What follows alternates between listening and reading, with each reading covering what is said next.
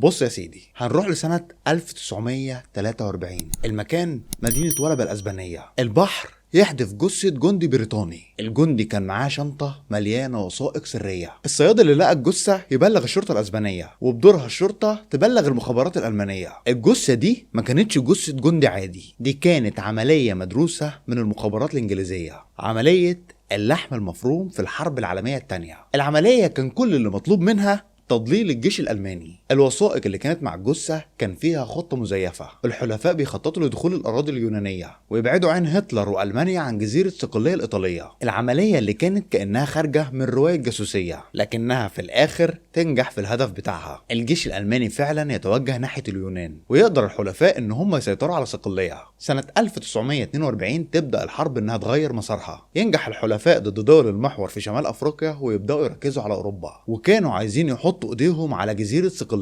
تشرشل كان شايف ان الجزيرة نقطة ضعف اوروبا، الموقع بتاعها كان استراتيجي وكان لازم يبقى في جيش مسيطر عليها. المخابرات الانجليزية طورت عملية باركلي، واللي كانت عبارة عن معلومات مضللة بتوجه الجيش النازي لمنطقة البلقان الأوروبية. وهنا تجيلهم فكرة مجنونة، يبعتوا جثة معاها ورق سري مزور. الهدف من الخطة دي خداع ألمانيا. ظهرت فكرة الخطة أول مرة سنة 1939، وكان صاحب الفكرة جون جودفري، واللي كان مدير المخابرات البريطاني. لكن في كلام بيقول إنها كانت فكرة المساعد بتاعه، المساعد إيان فليمنج، واللي كتب جيمس بوند بعد كده. أنا عامل حلقة عن شخصية جيمس بوند الحقيقية، هسيب لكم اللينك بتاعها تحت الفيديو. الفكرة كانت بتقترح إن المخابرات الإنجليزية تستخدم المعلومات المضللة. نجيب جثة راجل لابس زي طيار عسكري، ونحط الرسائل في جيبه، ونرمي الجثة على الشواطئ الأسبانية، وكمان نلبسه مظلة ما تتفتحش. الجثة هنجيبها من اي مستشفى، ونسمي العملية بخطة اللحم المفروم. بس كان في مشكلة واحدة، انهم كانوا محتاجين جثة لحد ميت قريب قوي. اشتغل على العملية 2 من ضباط المخابرات البريطانية، اوين مونتيجو وتشارلز شولوموندلي. اوين يتواصل مع طبيب شرعي في لندن. الطبيب يقول له لقينا جثة شابة في مستودع كينج كروس. الجثة لراجل ويلزي عنده 34 سنة. الراجل ده كان مشرد ومات بعد ما اكل سم فرين. الجثة كانت مثالية لاوين وتشارلز. بدأ الاتنين يستخرجوا هوية مزورة لجندي بريطاني، الجندي اللي كان اسمه ويليام مارتن. وعشان تنجح العملية لازم الجندي يبقى معاه اكتر من اسم ورتبة، علشان كده خلقوا حياة مفصلة للجندي اللي مش موجود اصلا. وكمان خطبوا له واحدة وعملوا مشاكل مع ابوها، وكتبوا جواب من خطيبته الوهمية وحطوا الجواب ده في وسط الورق اللي كان معاه. وكمان حطوا معاه صورة لموظفة في المكتب الخامس البريطاني. واشتغل الاتنين ضباط على التفاصيل المزيفة. حطوا له كمان رسالة فيها خناقة مع ابوه، وفاتورة ختم الخطوبة، وكمان حساب بنكي وهمي. كمية تفاصيل كانت تفاصيل مدهشة، لدرجة ان هم خيطوا له بدلة عسكرية على مقاسه، وكمان اهتموا بالملابس الداخلية. وفي وسط كل التفاصيل دي حطوا الرسالة المهمة، رسالة مكتوب عليها شخصي وسري للغاية. الرسالة دي كانت لازم توصل لنائب رئيس الاركان الانجليزي. الرسالة اللي فيها ان الانجليز ينووا دخول الاراضي اليونانية، وده عشان يبعدوا الالمان عن جزيرة صقلية. الرسالة كان فيها ان هتلر شاكك ان الجيش الانجليزي ممكن يدخل صقلية، لانها هدف واضح وهيكون قلقان عليها. وبكده العملية كانت مستنية الإشارة. بعد 10 أيام توصل الجثة للشاطئ الأسباني. في الأول الجثة اتحفظت في التلج وراحت لاسكتلندا، ومن هناك تتحط في غواصة إنجليزية، والغواصة ترميها في خليج قادش الأسباني، وهناك تلاقيها السلطات الأسبانية. رسميا الأسبان كانوا على الحياد في الحرب العالمية الثانية، لكن الألمان كانوا موجودين بقوة في أسبانيا، والأخبار توصل من أسبانيا للمخابرات الألمانية. من باب الاحتياط الإنجليز بعتوا رسالة لأسبانيا، وطلبوا في الرسالة دي استعادة الجثة والشنطة اللي معاها. الألمان صدقوا الخدعة وفحصوا الجثة والشنطة والأوراق اللي فيها، وبعد كده رموا الجثة في البحر تاني، كأن الجثة ما وصلتش ليهم في البداية. الإنجليز كانوا عاملين حسابهم برضو، حطوا رمش عين في الرسالة المهمة علشان يتأكدوا ان الرسالة اتفتحت